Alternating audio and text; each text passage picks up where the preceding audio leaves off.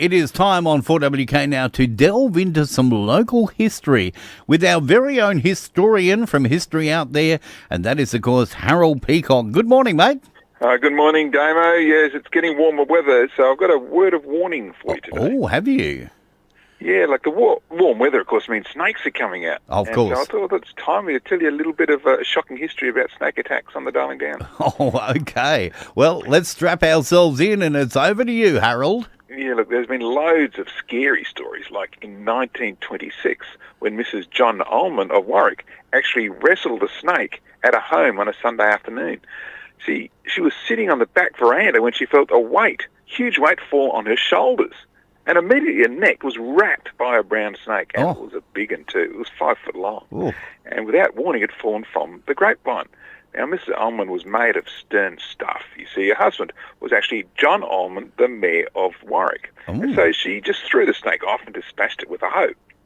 Now, as you know, the eastern brown snake is the second deadliest venom in the world, yes, next only to the inland taipan. So Mrs. Ullman really did survive a wrestle to the death. Yes, she did. Now, more bravery came in 1931 by a 14-year-old Warwick boy by the name of John Bacon. He was bitten on the first finger of his hand by a brown snake.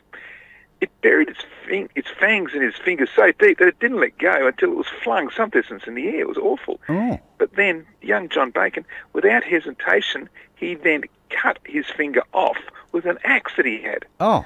He then tied a piece of string tightly around his wrist and raced home, where he was successfully treated. Cutting off his finger probably saved his life.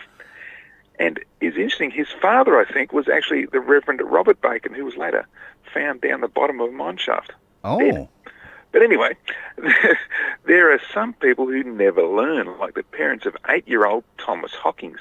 In 1930, he was living with his parents in a tent at a construction camp on the main Stanthorpe to Warwick Road. Now, young Thomas was walking outside the tent when he was bitten on the leg by a brown snake. This was the second time he'd been bitten in the space of 9 months, and yet he just kept wandering around. Now, Thomas survived the attacks, but others were not so lucky. Now, one of the earliest recorded snake attacks came in 1864 when James Lovett was riding from Warwick to Glengallon Station. On the way, he dismounted, and no sooner had he got off his horse than a large black snake flew at him. Oh. Now, Lovett took a swing but missed, and the snake bit him under the knee. He jumped back on the horse and galloped to the station, where he then presented his open knife to the overseer and told him to cut the poison piece out of his leg. Now, this was duly done.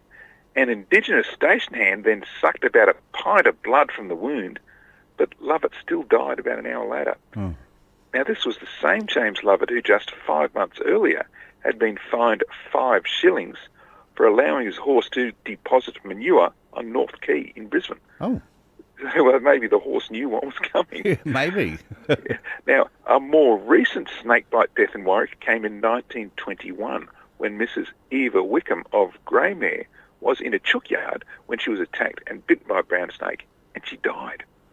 Now, possibly as a result of Mrs. Wickham's death, Warwick's greatest ever snake killer was then brought to Greymere.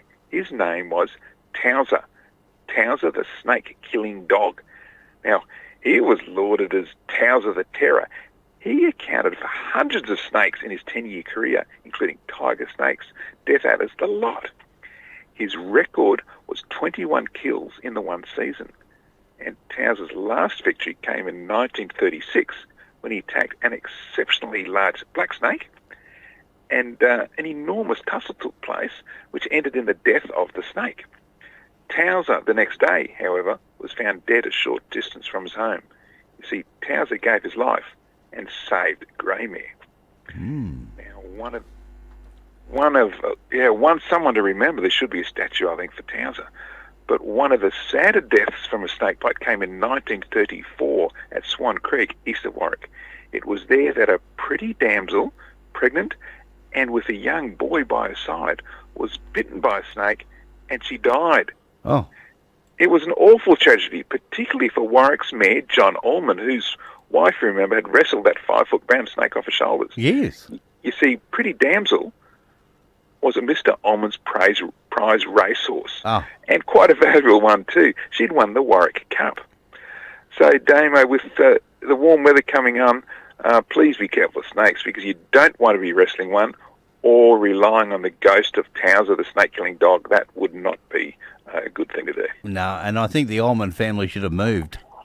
Yeah, that's right. Well, at least got rid of the grapevine, because they had visitors there that maybe they didn't want. No, exactly. Another great story, mate. Now, you're going to post this up on your website. Where can people find out about more of these stories? Yeah, you can go to all the social media sites for History Out There, or go to the website historyouthere.com. Fantastic, mate. Another great story. Look forward to catching up with you again next week. See you then. There we go. Harold Peacock with our history segment. And as we said, jump on to historyouthere.com to get all of the stories and a lot more as he takes you through our very own history of the Darling Downs and Granite Belt.